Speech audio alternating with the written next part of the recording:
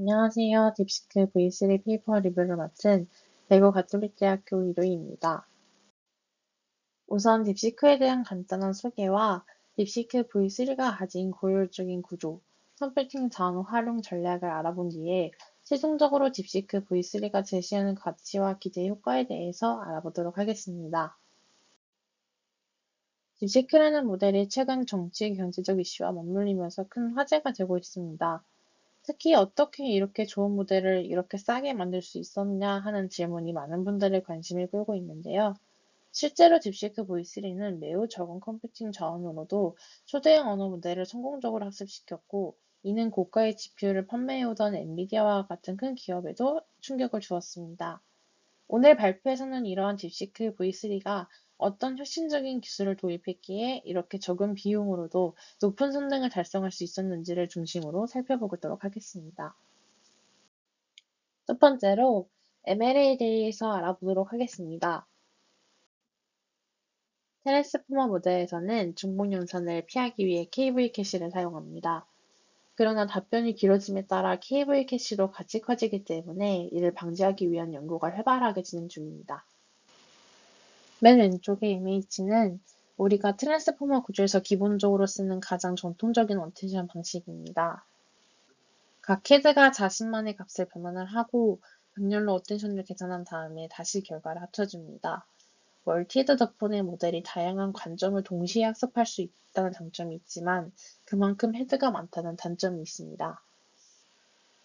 그래서 그 다음 단계가 GQA입니다. 여러 헤드를 그룹으로 묶어서 KV를 일부 공유하게 설계하는 방법입니다.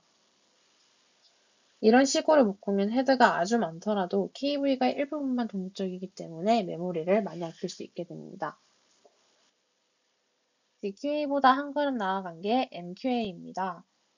여기서 모두 헤드가 큐값만 다르고 KV 값은 하나만 공유하게 됩니다. 다만 역시 KV가 거의 동일하니 각 헤드가 배우는 표현이 한정될 수 있어 복잡한 문맥을 다루기엔 다소 표현력이 부족할 가능성이 큽니다. 그래서 나온 게 MLA입니다.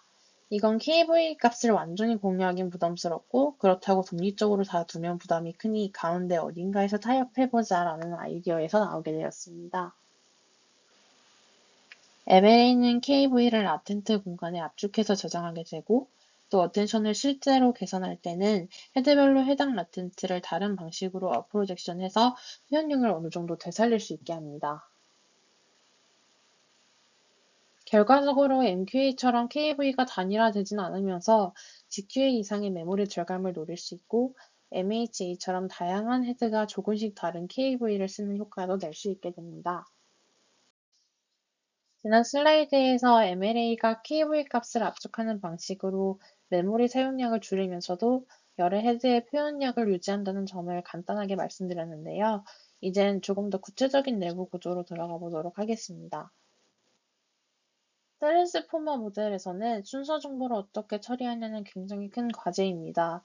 특히 긴 문장이 주어지면 단어 의미와 위치 정보가 뒤섞여 학습 효율을 떨어뜨리는 경우가 빈번하게 일어나고 있습니다. 이런 문제를 해결하기 위해 MLA에서는 C차원과 R차원을 아예 분리해버리는 방식을 선택했습니다. C차원은 단어 인베딩이나 문맥 정보를 압축하고 복원하는 영역이고, R차원은 순서 정보를 관리하는 영역입니다. MLA는 단어 정보는 여러 헤드가 자유롭게 관리하고, 위치 정보는 별도의 차원에서 한데 모아 관리하자는 아이디어로 길어지는 문장 속에도 순서가 뒤죽박죽 되지 않도록 설계하고 있습니다.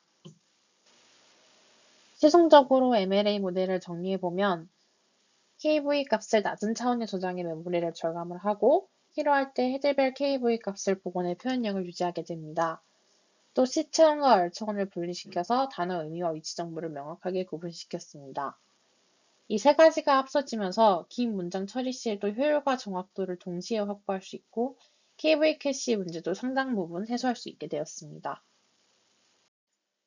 다음으로는 딥시크에서 MOE 기법을 선택한 이유와 MOE 모델의 기본적인 구조, 그리고 딥시크에서 MOE 구조를 어떻게 개선시켰는지에 대해서 발표하도록 하겠습니다. 슬라이드에서 보시는 것처럼 MOE 모델의 설계 지향점은 가능한 한 적은 비용으로 높은 성능을 달성하는 것입니다. 높은 성능을 내려면 막대한 연산과 큰 비용이 들어가는 대형 모델을 써야 하는데 MOE는 많은 파라미터를 보유하면서도 실제로 연산하는 부분을 일부만 선택해서 사용하기 때문에 연산량을 크게 절감할 수 있다는 특징이 있습니다. 그렇다면 어떻게 최소한의 연산을 하게 되는지 살펴보도록 하겠습니다. 오른쪽 그림을 보시면 라우터는 입력을 받게 되고 여러 전문가 중에 K개만 선택해서 활성화하게 됩니다. 선택되지 않은 전문가들은 계산에 참여하지 않기 때문에 막대한 연산량을 아끼는 효과가 나오게 됩니다. 많은 파라미터를 다 쓰는 게 아니라 필요한 부분만 쓴다. 그 덕분에 결과적 성능은 대형 모델처럼 높게 유지하면서 연산 비용의 활성화된 전문가만 계산함으로 낮출 수 있었습니다. 이렇게 해서 MOE는 딥러닝에서 로우 코스트, 하이 퍼포먼스를 노리는 대표적인 아키텍처로 각광받고 있습니다. 실제로 1990년대부터 MOE가 제한되어 왔지만 이걸 대규모 언어 모델에 제대로 적용하려면 여러 기술적 난관이 따라붙게 됩니다. 첫 번째는 우리가 수많은 전문가들을 둔다고 해도 과연 어떻게 지식을 분리해서 각 전문가가 특정 도메인이나 특정 기능에 정말로 특화되도록 만들 수 있을까요? 두 번째 문제는 라우터가 매번 단 하나의 전문가나 극히 소수만을 계속 선택해버리면 나머지 전문가들은 학습 기회를 잃고 사실상 무용지물이 되어버리는 라우팅 붕괴 문제가 발생할 수 있습니다. 그렇다면 딥시크 V3 모델은 이 정도 큰 규모에서 어떻게 성공적으로 작동시킬 수 있었을까요? 먼저 앞서 언급한 MOE의 문제점을 간단히 다시 살펴보면 라우팅 붕괴 문제와 지식 분리 문제가 있었습니다. 첫 번째로 딥시크가 시도한 것은 전문가의 개수를 상당히 늘린 것입니다. 결국 딥시크 V3에서도 전문가 수를 대폭 늘리면서 세분화된 지식 영역을 다룰 수 있도록 설계하였습니다. 그런데 여기서 중요한 포인트는 바로 쉐어 익스퍼트입니다. 쉐어 익스퍼트는 어떤 입력이 들어오든지 무조건 선택되는 전문가들입니다. 일반적이고 광범위한 지식 등을 학습하고 이렇게 쉐어 익스퍼트가 공통 기초 지식을 맡아주면 나머지 익스퍼트들은 특화된 지식을 좀 더 집중해서 학습할 수 있게 됩니다.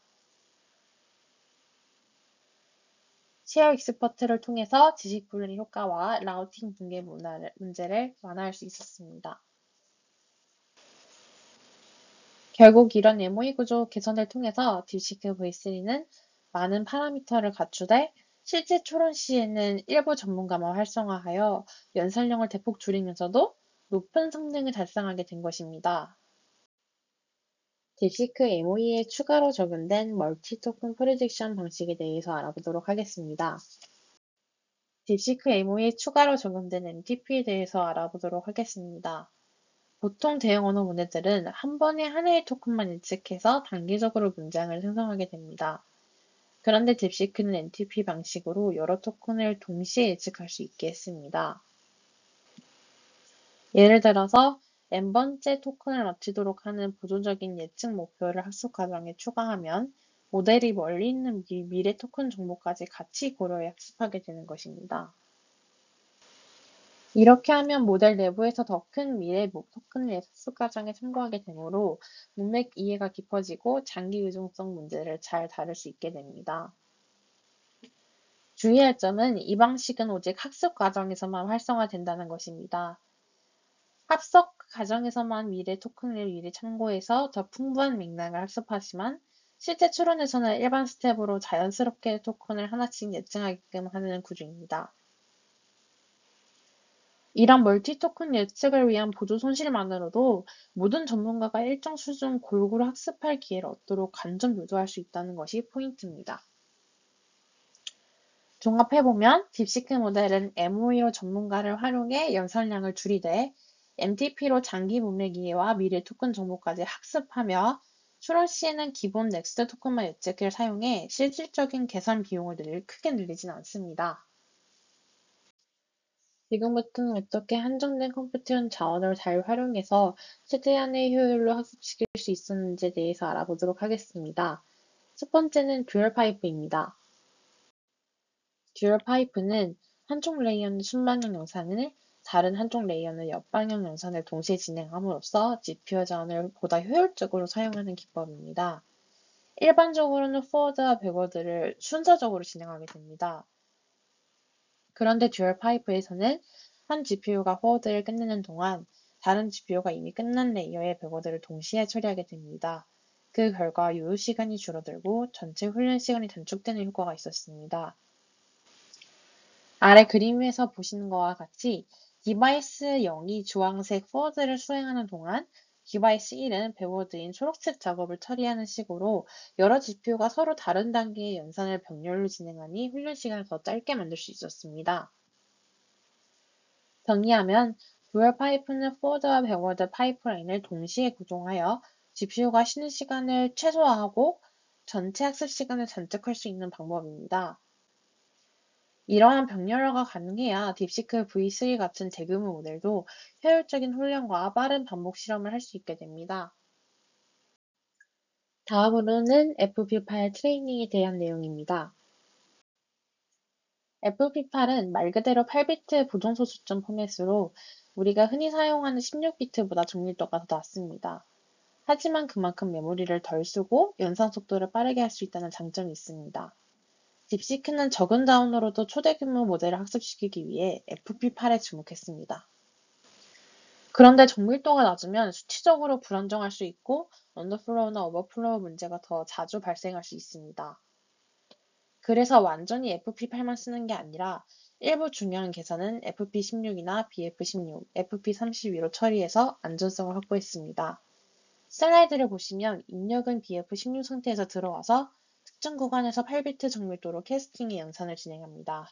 그릴 결과는 다시 16비트나 32비트로 잠시 올라갔다가 그레디언트를 계산할 때 FP8로 내려가고 마스터 웨이트는 FP32로 관리되어서 수치 안전성을 유지하는 구조입니다. 즉, 계산 과정에서 필요할 때마다 FP8과 FP16, BF16, FP32로 오가면서 메모리와 정밀도 간 균형을 잡는다고 이해하시면 됩니다. 만약 딥시크의 시도가 성공적이었다면 FP8은 앞으로 대규모 모델 학습의 일반적인 추세가 될 수도 있다는 이야기가 나오고 있습니다. 메모리가 한정된 환경에서도 더 큰 모델을 다룰 수 있고 학습 속도도 빨라져 연구와 개발의 효율을 높일 수 있기 때문입니다. 물론 FP8이 모든 문제를 해결해준다고 단언하기엔 아직 이르지만 딥시크 V3 같은 사례가 긍정적인 결과를 보이면 업계 학계에서도 FP8 도입을 더욱 가속화할 가능성이 커집니다.